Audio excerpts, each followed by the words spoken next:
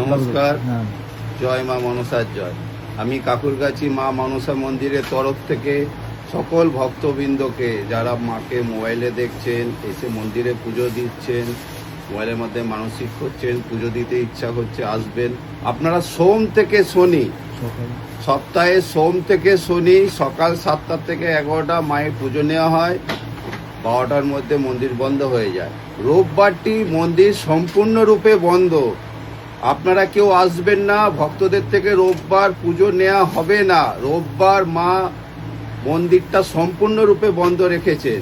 এই দিনটা আপনারা যদি পুজো নিয়ে আসেন, তাহলে আপনাদের নিজের দায়িত্ব, আপনারা পুজো নিয়ে ফেরত যাবেন।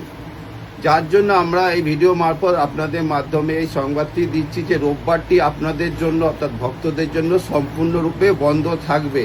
আপনারা দয়া করে আসবেন না।